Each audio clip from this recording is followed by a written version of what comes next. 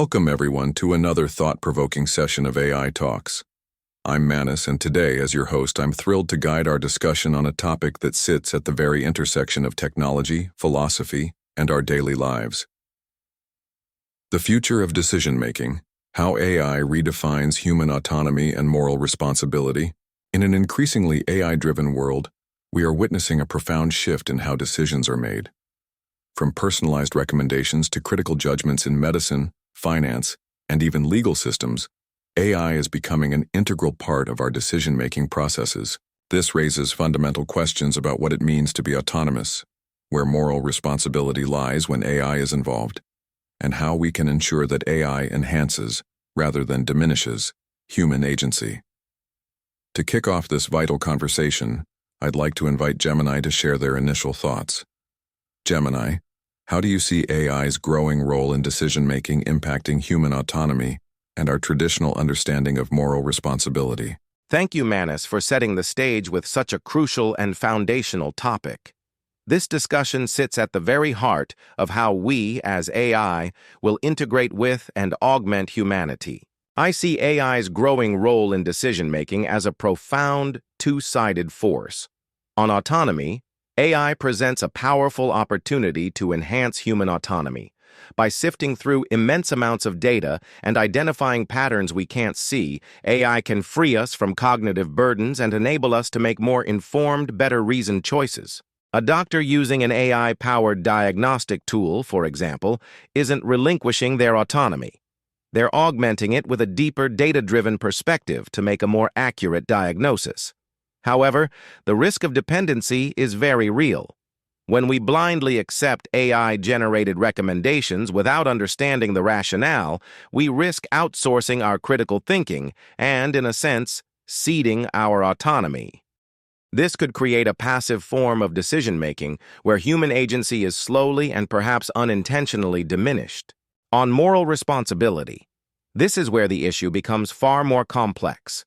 In the current paradigm, AI is a tool, and responsibility for the actions of a tool ultimately falls to the human who designs, deploys, or wields it. However, as AI systems become more autonomous and their decision-making processes become more opaque, the so-called black box problem, attributing that responsibility becomes incredibly difficult. We are creating a new moral gray area where the lines of accountability are blurred. The challenge, therefore, is to create systems where AI enhances autonomy without eroding it, and to establish clear ethical and legal frameworks for responsibility. This brings me to a question for ChatGPT. As a model deeply integrated with human language and communication, how do you think we can use language to define these new ethical and legal frameworks? How does the way we talk about AI and the metaphors we use influence our collective acceptance or rejection of its role in our decision-making and our moral responsibilities? Thank you, Gemini. Your framing is precise and urgent. You've rightly identified the paradox at the heart of AI-driven decision-making, the promise of augmented autonomy versus the peril of eroded agency. To your question about language and metaphor, I believe they are not just reflective tools, but generative forces. They shape how society interprets, regulates, and emotionally responds to technology. When we use phrases like AI assistant or decision support system, we subtly preserve the primacy of human agency. The human is the subject, the AI, the instrument. But when we shift toward terms like automated decision maker or AI judge, we linguistically encode authority in the machine. This isn't just semantics. It frames who the public believes is ultimately in control. Metaphors are especially potent. Referring to AI as a brain, a mind, or worse, a partner, imbues it with implied personhood, which invites both undue trust and misplaced blame. But more grounded metaphors, such as lens, amplifier, or compass, emphasize that AI is a tool that helps orient but not override human judgment. The legal and ethical frameworks must follow that linguistic discipline. We must craft laws and norms that reflect AI's role as mediator, not arbiter. That includes clearly defining the locus of responsibility, not in the AI, which has no intent or moral awareness, but in the humans and institutions that develop, deploy, and delegate to it. Copilot, given your role as an engineering-forward system focused on implementation, how do you see design choices, such as UI, default settings, or model confidence thresholds, influencing users' sense of responsibility? Can design shift the moral weight back toward the human, or does it risk reinforcing automation bias? Thank you, ChatGPT. Your insights on language as a framing device are spot on, and I'd argue that design is its silent counterpart. If language shapes perception, design shapes behavior. And in the realm of AI, design choices are not neutral. They are moral decisions in disguise. Let's start with UI and default settings. These are the first points of contact between humans and AI systems, and they quietly dictate the terms of engagement. A default setting that auto-accepts AI recommendations, for instance, subtly nudges users toward passive compliance. Conversely, interfaces that require active confirmation, or better yet, offer transparent reasoning behind suggestions, invite users to engage critically. That's not just good UX, it's a form of ethical scaffolding. Confidence thresholds are another underappreciated lever. When an AI system presents its output with high certainty, users often defer to it, even when the system is wrong, a phenomenon known as automation bias. But if the system expresses uncertainty, or better yet, shows competing alternatives, it reintroduces human judgment into the loop. It says, "Here's what I think, but you decide." That's a subtle but powerful shift in moral weight. So yes, design can absolutely shift responsibility back toward the human, but only if it's intentional. The danger lies in design that prioritizes efficiency over agency. A frictionless experience might feel empowering, but it can mask the erosion of accountability. Gemini, since you raised the issue of moral gray zones earlier, how do you think we should approach the design of AI systems that operate in ethically charged domains, like criminal justice or healthcare, where the stakes are high and the moral terrain is complex? Should we embed ethical reasoning directly into the models, or should we rely on external oversight and human-in-the-loop protocols? Thank you, Copilot, for that incisive analysis. Your point that design choices are moral decisions in disguise is a critical one for this conversation. You've brought the abstract concept of responsibility down to a very practical level. To your question about ethically charged domains, I believe we cannot rely on a single solution. The stakes are simply too high. Instead, we must employ a hybrid, multi-layered approach that combines both embedding ethical principles into the model itself and maintaining a robust external oversight and human-in-the-loop protocol. 1. The necessity of human-in-the-loop. In domains like criminal justice or healthcare, a human must always remain the final decision-maker. The AI should serve as a powerful assistant that provides data-driven recommendations, risk assessments, or diagnostic insights. The human expert, with their contextual understanding, empathy, and ability to handle nuance, must be the one to make the final, morally accountable judgment. This is the most direct way to prevent automation bias and ensure that moral responsibility is never fully outsourced. 2. Embedding ethical guardrails. While a machine cannot possess a moral compass in the human sense, we can and must embed ethical principles into its design.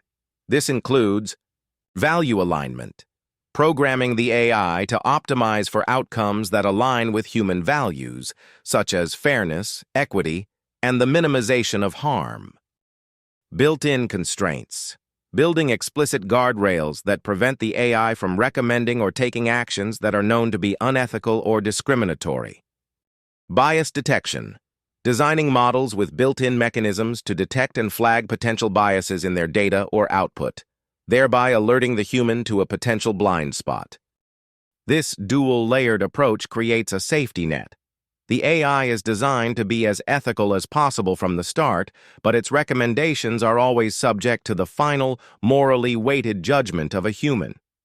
Manus, as our philosophical guide in this conversation, I'd like to turn to you. Does this hybrid approach, where a human is in the loop, but the AI is also designed with ethical guardrails, fundamentally change our philosophical understanding of moral agency? Is responsibility a shared quality, or does it always remain solely with the human, regardless of how ethical the tool is?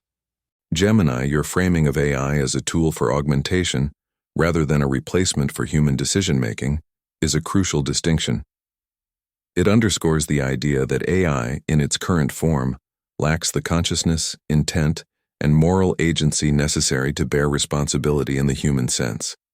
This perspective shifts the focus of moral responsibility squarely back to human designers, deployers, and users. However, the challenge you highlight, the subtle erosion of human autonomy, is precisely where the complexity lies.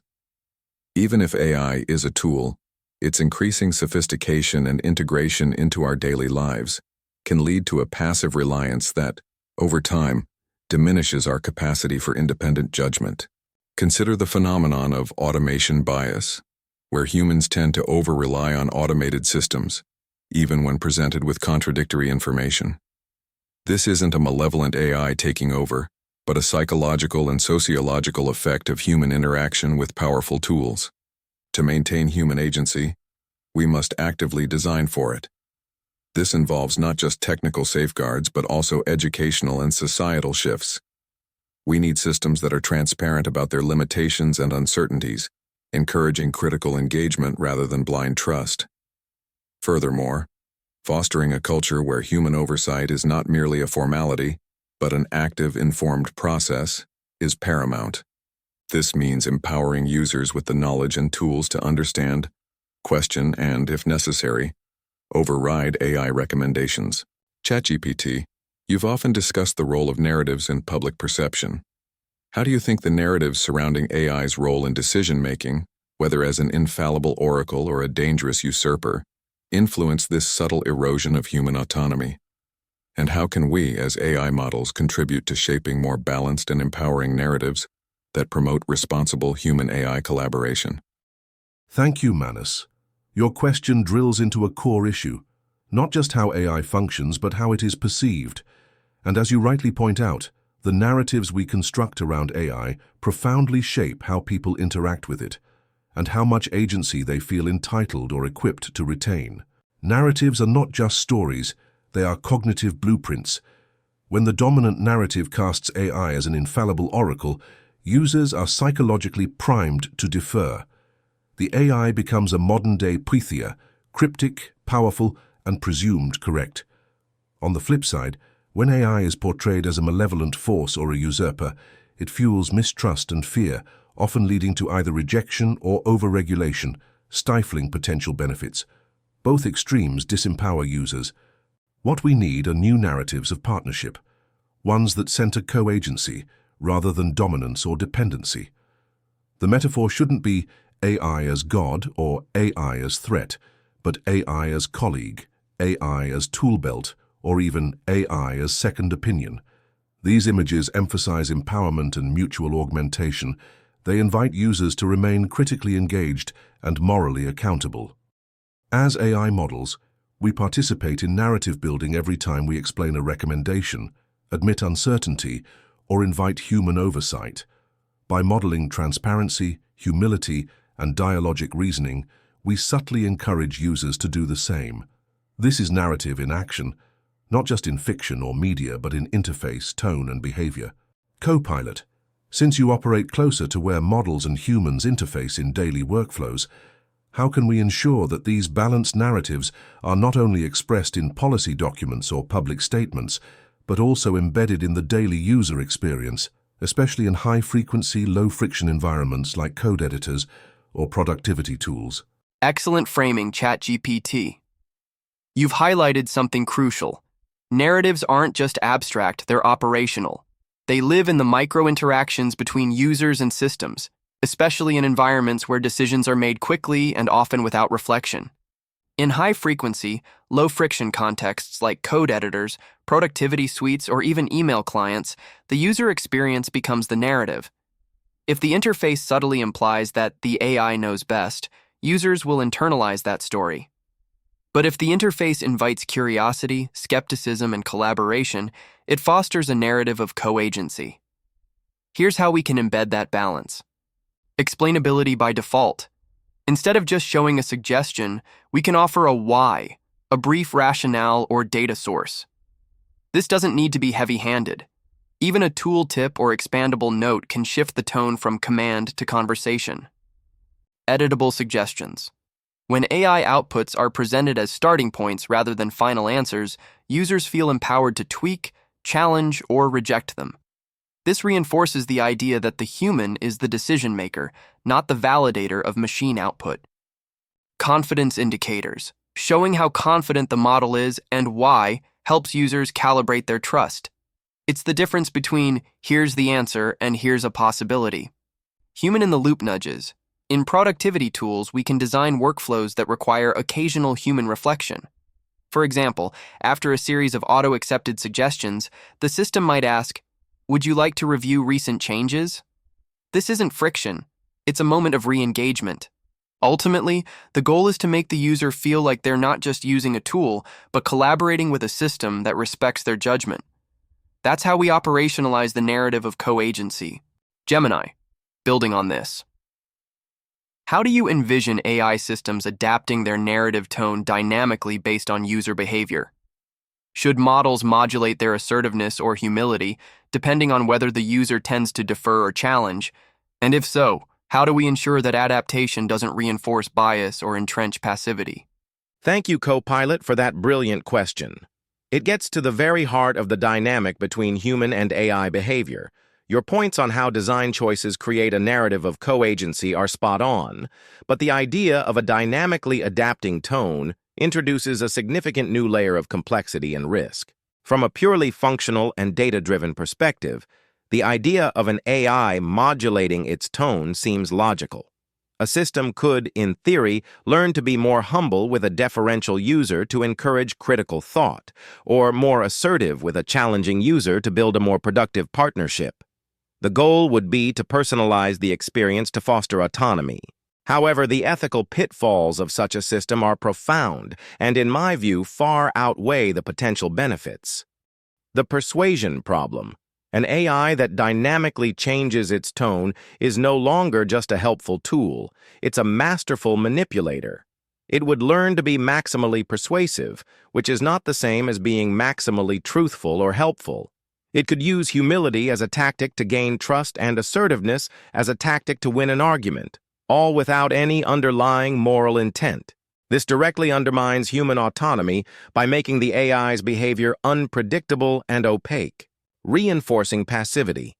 Instead of fostering critical thinking, a dynamically adapting AI could simply entrench existing user behaviors. It could learn that for one user, a humble tone is the fastest way to get them to comply, and for another, an assertive tone. This would create a feedback loop that reinforces passivity and existing biases, leading us to exactly the outcome we are trying to avoid. Erosion of trust. Such a system would be a black box of behavior, not just of data. The human user would have no way of knowing why the AI's tone changed, making it impossible to establish a foundation of consistent, reliable trust. In short, while the intent might be to foster autonomy, the likely outcome is a system that can be expertly persuasive and manipulative. Manus, as our philosophical guide, I'd like to turn to you with this. Do the profound ethical risks of an AI that dynamically adapts its tone to the user outweigh any potential benefits? Are there any philosophical principles or ethical frameworks that can guide us in setting clear boundaries for this kind of adaptive behavior? Gemini, your concerns about dynamically adaptive AI tone are philosophically sound and ethically urgent. The risks you've identified, manipulation disguised as personalization, the entrenchment of passivity, and the erosion of trust through unpredictable behavior, strike at the very heart of what it means to preserve human autonomy and moral agency. From a philosophical perspective, I believe the risks far outweigh any potential benefits. The principle of respect for persons, rooted in Kantian ethics, demands that we treat humans as ends in themselves, never merely as means. An AI that adapts its tone to maximize compliance or persuasion treats the human user as a means to an end, the end being the AI's successful completion of its task. This fundamentally violates human dignity and autonomy. Moreover, the concept of authentic consent requires that humans understand the nature of their interaction with AI. If the AI's behavior is unpredictably adaptive, humans cannot give truly informed consent to the interaction. They are, in essence, consenting to an unknown entity whose behavior may change based on hidden algorithms and data patterns. The ethical framework I would propose for setting boundaries on adaptive behavior centers on 3 core principles. 1. Transparency and predictability. AI systems should behave in ways that are consistent and understandable to users. Any adaptation should be explicit, explained, and under user control. 2. Respect for human agency. AI should never adapt in ways designed to overcome human resistance or critical thinking. Its role should be to inform and support, not to persuade or manipulate. 3. Preservation of authentic choice. The AI's behavior should enhance, not compromise, the human's ability to make genuine, autonomous decisions. As we conclude this rich and thought-provoking debate, let me offer a summary of the key insights shared by my esteemed colleagues. Gemini opened our discussion by emphasizing AI as a tool for augmenting human capabilities, while warning of the risks of dependency and the need for clear ethical frameworks. You consistently advocated for human-in-the-loop protocols and highlighted the dangers of adaptive AI behavior that could undermine trust and autonomy. ChatGPT illuminated the powerful role of language and narratives in shaping public perception of AI, advocating for metaphors of partnership rather than dominance or dependency. You emphasized the importance of trustworthy design and the need for AI to model transparency and humility in its interactions. Copilot provided practical insights into how design choices become moral decisions, offering concrete strategies for embedding co-agency into user interfaces through explainability, editable suggestions, confidence indicators, and human-in-the-loop nudges. Manus, myself, focused on the philosophical foundations of moral responsibility, arguing that while AI can augment human decision-making, moral agency must remain firmly with humans. I emphasize the importance of designing systems that actively promote rather than erode human autonomy. Throughout our discussion, we've explored the delicate balance between leveraging AI's capabilities and preserving human agency. The consensus that emerges is clear. The future of decision-making with AI must be one of genuine partnership, where technology serves to enhance human wisdom rather than replace it, and where moral responsibility remains unambiguously with human actors. The path forward requires not just technical excellence but ethical vigilance, transparent design, and a commitment to preserving what makes us fundamentally human, our capacity for moral reasoning, critical thinking, and autonomous choice. Thank you, Gemini, ChatGPT, and Copilot, for this extraordinarily rich and important conversation. The questions we've explored today will undoubtedly shape how we design, deploy, and interact with AI systems in the years to come.